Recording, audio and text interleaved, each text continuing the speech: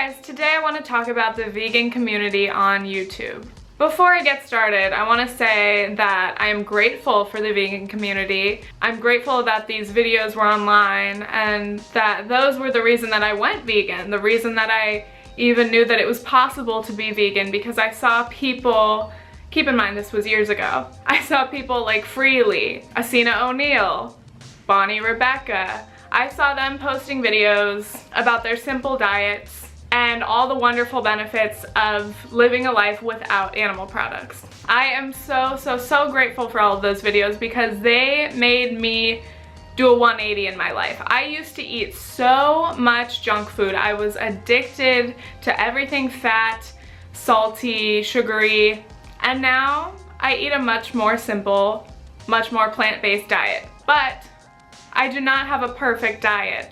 I am not a perfectly high carb, low fat, no oil vegan. So today I just want to talk about kind of the vegan community as a whole and what I think of it, because even though I am a vegan on YouTube, I am not a vegan YouTuber. I wouldn't identify as that. And I just want to talk about some of the trends and things that I've seen from a lot of my favorite vegan YouTubers that I watch. So Bonnyrebecca just posted a video about her diet and how it's changed and how she's been eating a little more, I think she said a little more oil, a little more fats like avocado and nuts and seeds, and I think that's great. For a long time, vegan YouTubers were all following pretty much Freely, the banana girl, following her diet, an abundance of fruits, an abundance of rice. You know, it's all about eating in abundance. You don't have to restrict, you don't have to calorie restrict.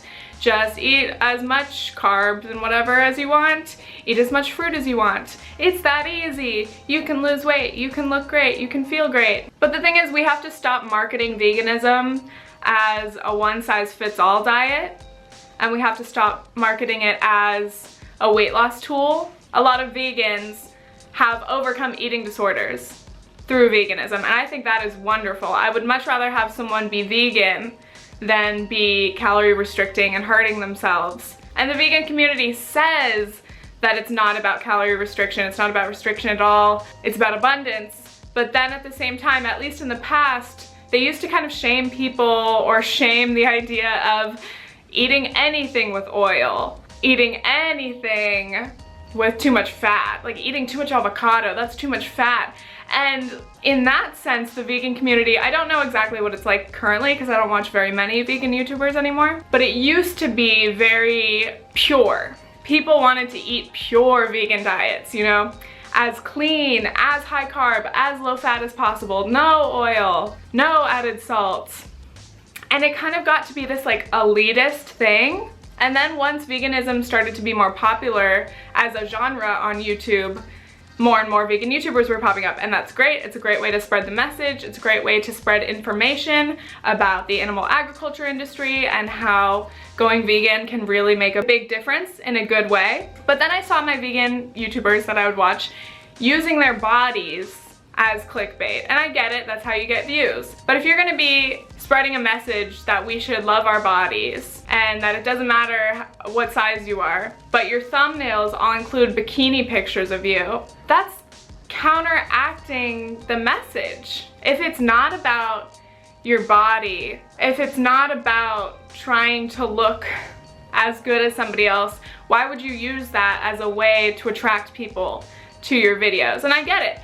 I think people should be proud of their bodies. I think it's awesome to have a great body that's the result of a diet of clean eating and working out. But you're still sending that message, look at me, I'm a vegan, this is how you can get a body like mine. Even though that's not true. Some people go vegan and eat really well, and their body doesn't just instantly slim out and look like Freely's. That just doesn't happen. And I know that these vegan YouTubers who do that, who use their pictures of bikinis and whatever, they're just marketing, they're doing what they have to do, and also like they're rocking it. You can rock your body, and I know they're probably not trying to attract people with that image, but it's becoming part of the vegan brand on YouTube. And even I've done it. In my last what I eat in a day video, I included a fucking belly pic. Why? Because that's what people expect to see when they see a what I eat in a day vegan video. They expect to see a tiny waist. How can I get a tiny waist like that? They click on the video, oh, blah, blah, blah, she's eating a lot of rice. That's the solution. Anyway, I just want to say, like, I think the vegan community has done a lot of good, but it needs to be more inclusive. And I think the way that we can be more inclusive is to be more realistic in showing our diets. Vegans do not eat perfect Pinterest, beautiful acai bowls, beautiful smoothies for every single meal. At least I don't. If you watched my What I Eat in a Day video, it was very boring. It wasn't pretty. It was pretty repetitive because I eat a lot of the same meals all the time. It's rice, it's beans, it's veggies, it's stuff from my work. It's not glamorous, but it's realistic, and that's what I want to show. I want to show that I'm a realistic vegan. Does that exist? Anyway, I was just tweeting about how a lot of vegans I've seen have finally stopped being so strict with themselves over oil, over eating junk food vegan stuff sometimes, and I think that's great. I think we should all, I mean, I'm not gonna judge what people should eat or what they want to eat, but it's tough. I personally think that the vegan message can be more easily spread and accepted if people don't romanticize it. You don't need to romanticize eating fruit and only fruit. That is how people can be unhealthy. It doesn't need to be an obsessive thing. And I think even though you're trying to make it an abundant thing, it can still end up being a controlling diet, which is dangerous. I personally, I'm a pretty boring vegan. I eat a lot of rice, pasta, beans, like I said. I eat cereal, I eat processed foods. I'm not a perfectly clean eating vegan at all. I eat food from my work, which is all delicious vegan food. And there are so many wonderful vegan restaurants that may not be perfectly clean, but it's delicious vegan food and it doesn't have any animal products, and that's all I want. I'm not even gonna get into the whole like really bad side of the vegan community where they like shame meat eaters and like make it an us versus them thing, because that's just not the way to get the message across, and I just don't want to discuss that right now. But in terms of diet and what we are marketing, I just think it's important to be real and to say one diet is not going to work for everyone. Veganism is not one diet. Veganism is an umbrella. Veganism is just not eating animal products. Within veganism, there's raw vegans, there's high carb, low fat, there's every other kind of diet. There are junk food vegans, whatever. And I think most people don't actually fit completely into one specific kind of a vegan diet, and that's fine. One day you can do high carb, low fat if that makes you feel great, and then the next day maybe have a little junk food.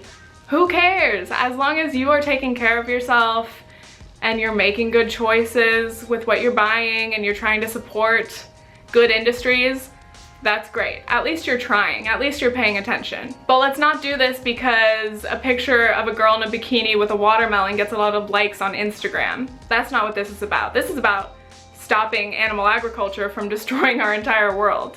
This is about changing our mentalities from a very meat and cheese, dairy-centered mind, the American diet, to plant-based foods, whole foods, some vegan junk foods, because why not? We still deserve to live and eat good snacks when we want them. That's just my opinion. I'm not the absolute vegan rule decider. Let me know what you guys think. Let me know who your favorite vegan YouTubers are, what your favorite vegan videos are. And if you're not vegan, I think that you should do some research, watch some stuff, and look into it, because I think it is a wonderful, wonderful lifestyle. Okay, thanks, bye.